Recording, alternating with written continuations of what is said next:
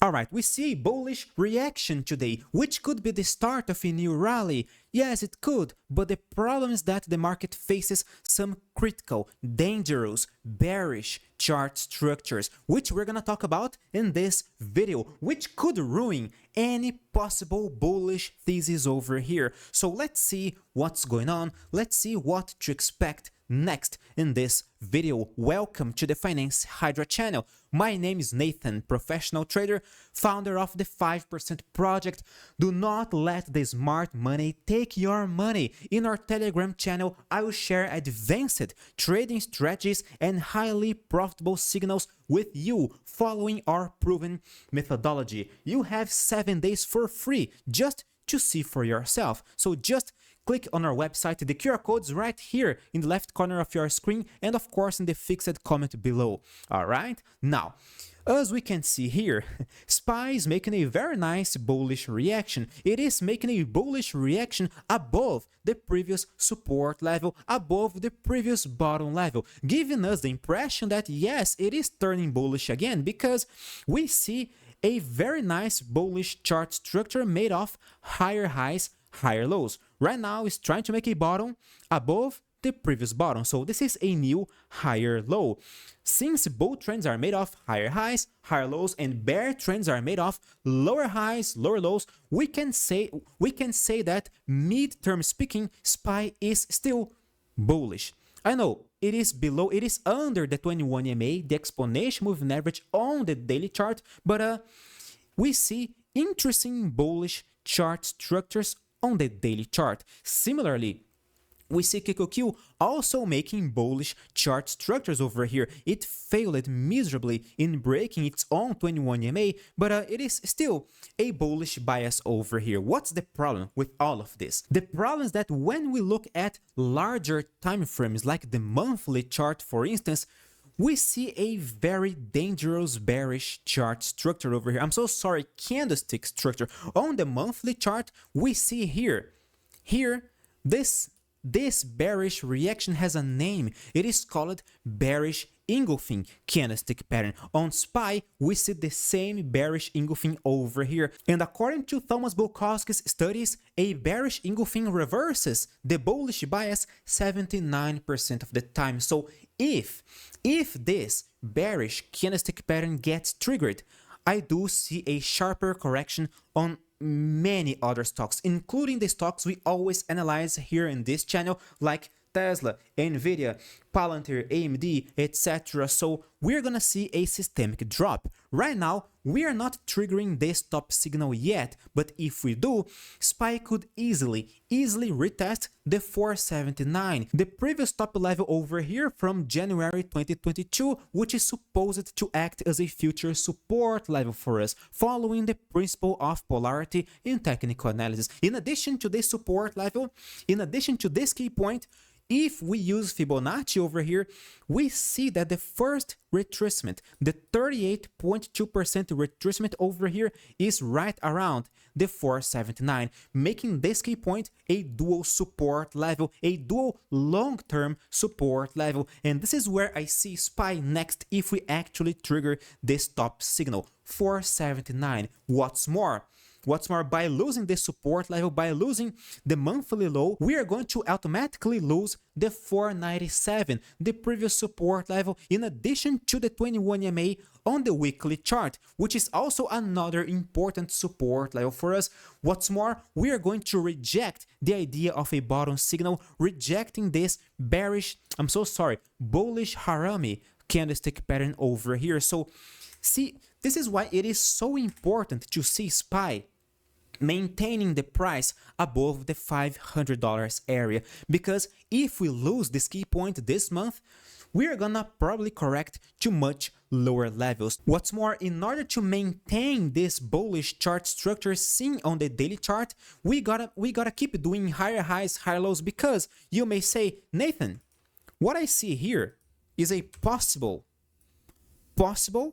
bearish flag, right? I mean, we see a pull and right now we see a flag.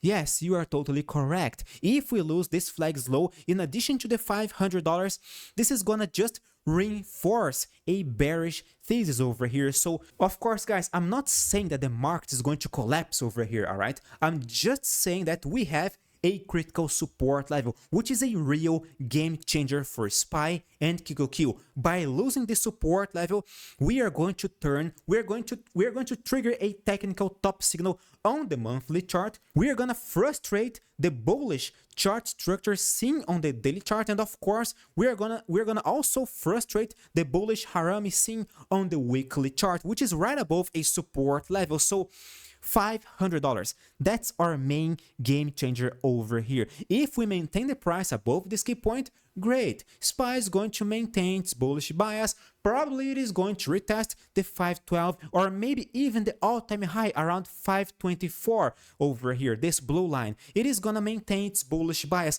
but it is so important for us to keep our eyes open around the $500 area. If we don't trigger this top signal, then great, all of our stocks are going to maintain their bullish bias by just not triggering this bearish chart structure. All of our stocks are going to maintain their bullish bias, most likely, of course. Tesla is clearly bullish. It is above its 21 EMA. The 21 EMA is pointing upwards.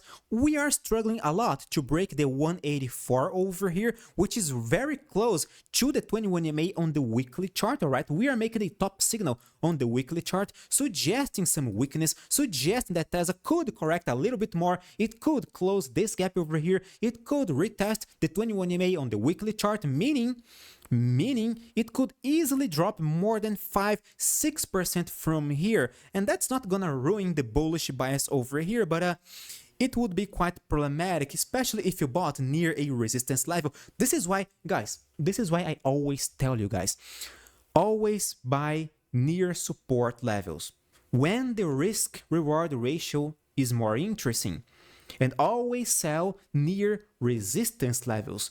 Always sell near your target. Always sell when the chart looks stretched already, because if you sell under the 21 EMA, if you sell near a support level, the odds are against you because the risk reward ratio is not in your favor. So let's just try to think like the smart money and use euphoria and panic in our favor, not against us. All right, so right here, right now, if you ask me, Nathan, is Tesla a buy or a sell? Well, right now it is nothing. As a retail trader, I can afford to do nothing. I'm not an institutional player over here which has to do something all the time. If I don't see a crystal clear, very easy, very obvious opportunity, I may just not do anything. Nathan, you just want easy trades, right? Yes, exactly. I just want easy trades. Easy, obvious, simple, stupid. I just want these signals over here right now. In fact, right now, if you ask me, Tesla was a sell because it did this below the stomach candlestick pattern. But right now, if you don't have any position in Tesla, I don't see any meaningful signal for you at the moment. Nvidia is one of the most interesting stocks right now because it's the only one, as far as I'm concerned. Let me see. Microsoft, no. Apple, not there yet. Amazon is looking good, but it is not as perfect as Nvidia. Google looks like Tesla. Meta is looking good, but it is not looking as good as Nvidia because Nvidia is trying to close above the 21 EMA. It is trying to reject the previous bearish candlestick pattern over here from yesterday. We see an open gap, which did Nvidia close this gap? 863. No, this gap is still open. Nvidia is closing above 841, the previous key point over here, which was a support level 1, 2, 3, 4, 5 times in the past, and it was a resistance level 1, 2 times in the past, and again support level 1, 2, 4 times today. So 841 is a very dangerous game changer for Nvidia, and by making a bottom signal above the support level, above the 21 EMA, rejecting yesterday's bearish candlestick pattern, in addition to this open gap over here, this makes a very bullish thesis on Nvidia. Of course, I'm not saying it is a buy right here in this channel, but I do think it is the most promising one among the Magnificent 7 stocks. What's more, Nvidia is clearly bullish, making a very strong bullish reaction on the weekly chart. It has yet to retest its own 21 EMA, but it is still looking very bullish. If the market turns bearish, if we see SPY losing its critical dangerous support level, if we see QQQ losing its own support level as well, then okay, probably Nvidia is going to just collapse along with the broad market. But right here, right now, I see a promising reaction. It all depends on how they are gonna close this week, on how SPY and QQQ are going to close this week, and if they are going to maintain their bullish bias above the $500 area. Talking about SPY, of course. So let's wait to see. Tomorrow is gonna be decisive. Tomorrow is Friday. Let's see the weekly candle closing. I'm gonna be here, of course, keeping you guys updated on this channel, so consider subscribing. If you're not a subscriber, click the like button. Thank you very much for your audience, my dear friends. See you guys tomorrow. Stay safe. Bye bye.